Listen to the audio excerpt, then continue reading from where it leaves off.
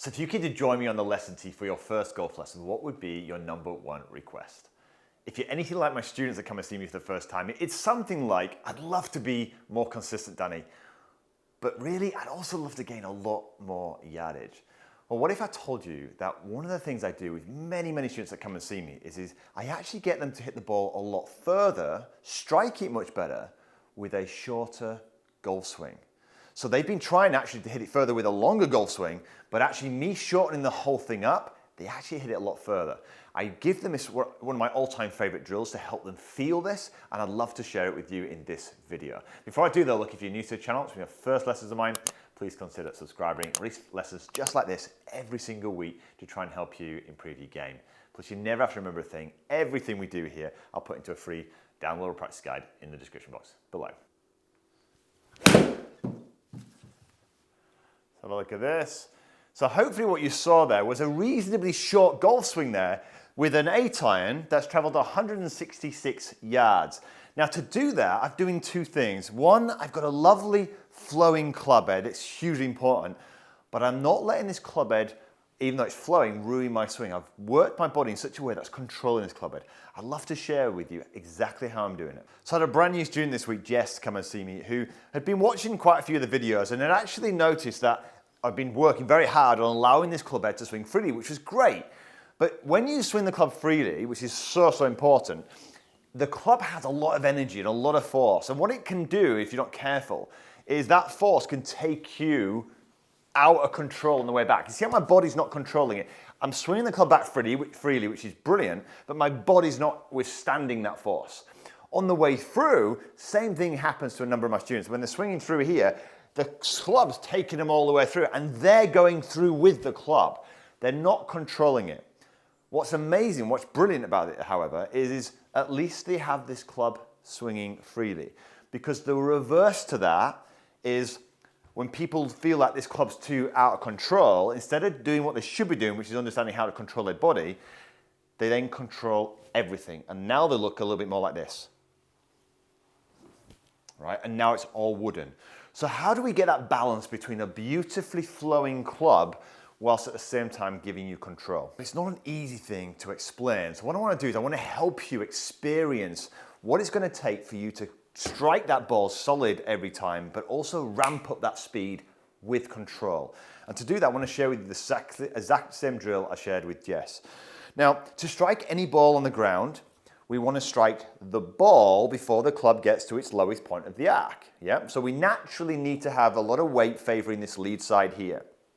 Now, the other thing we need is we want club head speed. So this club needs to be traveling uber fast. We can't be controlling and steering it. If you do that, you've lost all your speed. So we need both speed of the club, but also control of that body. The body needs to be used to control it. Now, the best players in the world, they make it look effortless, but I'm going to let you into a little secret.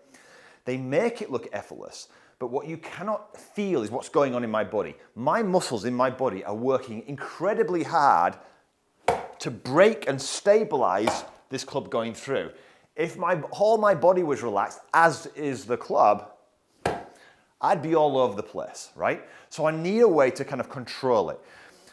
And I also need a way to help you feel this, right? So this is kind of what I started with Jess. I said, look, what we're going to do, Jess, we're going to teach you the sensations, but we're going to do it gradually. Now, and I say gradually, a lot of my students that love this drill, it's a favorite of Tommy Fleetwood's.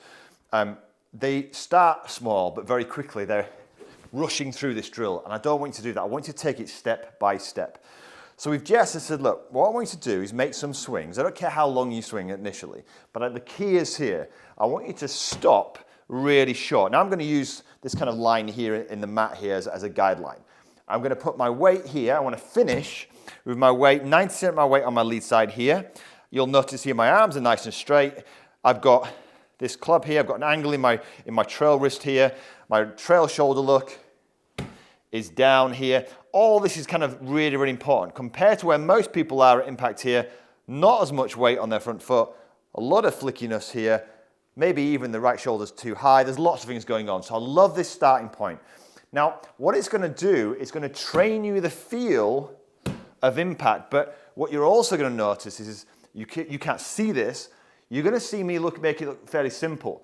But what you aren't going to be able to see is the muscles that I'm using to brace this golf club. The feeling you're going to get will come directly from this drill. So let's have a look at this in action. So there's no big shots to start with.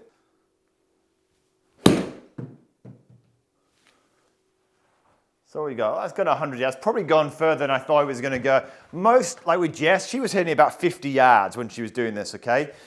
Now, what I'm doing here is you'll notice I am doing my best to stop it as quickly as possible. Now, like I said, with Jess, when she started this initially, she made it a little bit wooden. I needed to remind her to keep swinging this club head further forward. And the way you stop it isn't by stiffening up everything here. The way you stop it is making sure that you've got the braking system in place. And this is really important because what Jess found is that she was trying to stop it short here, but there's so much weight still back here, she wasn't able to. As soon as she, in a sense, started to get this kind of weight forward, once the weight's here naturally, now we can use this leg look as a braking system. Now I won't bore you the details how it happens, but there's a force pushing this way, and that pushes in the opposite direction of where this club's throwing, which then stabilizes it and brakes this club. It's really important. If you don't have that weight there, you won't be able to do it. This is why we don't move on from this small drill to start with. We keep it really small until we've nailed this, and then gradually we build it up. And that's what we did with Jess. So we moved on to step 2, where I said to her, keep maintaining the flowing golf club. So I don't care how far back you go now, just literally keep it flowing. But what we're going to do, we're going to stop it as quickly as you can. And just watch how far this goes with what is incredibly short follow through here. Now you'll notice I went a little bit further on that one there, but look at that. I'm finishing almost halfway now, and that's got 160 yards with an 8-iron, right? So what we do is we gradually build this up, but notice here, I am not trying to finish in this lovely, elegant position, because the problem is that there's no speed there. And it kind of looks kind of floaty and maybe even rhythmical at times, but you don't have control of the club. What we want to have here is we want to, and for a lot of players, by the way, these first 2 steps is where I would spend most of the time. And if you look at someone like a Tommy Fleetwood when he plays, notice how he finishes very much here. Where did that come from? This exact drill. He loved the drill so much that he just played with it. And you'll find here is my distance with 8-iron is not going to be hugely different. So I'll probably get up to maybe 170 as a stock shot. But notice here with this is going to be comfortable for me. If I swing here and I get this sensation, I'm going to probably reach my limit with a nice short swing. There, finishing about here, not right around here, look. And we're up to like 166. So again, that's close now to my limit with a 7-iron. When I say limit, under control, because that's what we want. We don't want just power. We want to be able to hit that ball in the direction that we want. Now, a lot of people said to me, you know, does this work for driver? Absolutely. I mean, ultimately, you know, just like any golf club, you know, or any shot, you know, this club, if anything, is going to be swinging much, much freer, right? So you need to be able to control the forces with the driver. And to do that, there are some sort of changes. Obviously, we're not going to be have our hands way ahead here. The ball positions is going to be in a slightly different position.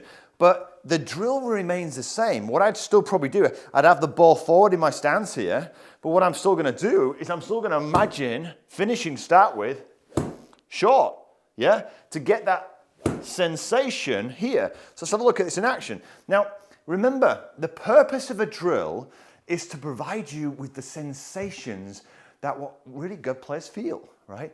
Now, you can't see a lot of what I'm doing here. You can only see the drill that I'm doing. But I can tell you that I'm experiencing here the muscles in my body gently working and stabilizing this club.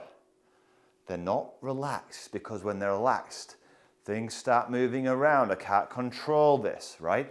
Am I trying to tense them up? No. They are acting as a brake while I throw this club as freely and as effortless as I possibly can, right? So I'll do a small driver for you now. So I'm going to do the same thing here with driver. Get myself set up here, and what I'm going to do is I'm literally gonna brace for impact. We're gonna do almost like a punch with driver. Same principle here. Get myself set up here, get myself in a driver position here. Let's have a look at this. Almost a punch with driver. Don't know if that's gonna go. Well, there you go, look. 290 yards with what is, in theory, a punch shot. How do you do this? You can't do it with just this looseness. You need one thing swinging freely, while the other part of the system here is bracing for impact and allowing that club to catapult through. Hugely, hugely important. I hope you enjoyed this video. It's going to be super help your ball striking. It will help you with effortless power, and hopefully what it'll do is stop you just swinging longer and longer and losing consistency. If you did enjoy the video, give it a thumbs up, maybe share it with one of your friends, and of course, look, if you're new to the channel, press that subscribe button right down here. If you would love some help with driver, click this video right here. But until next week, have a wonderful golfing week.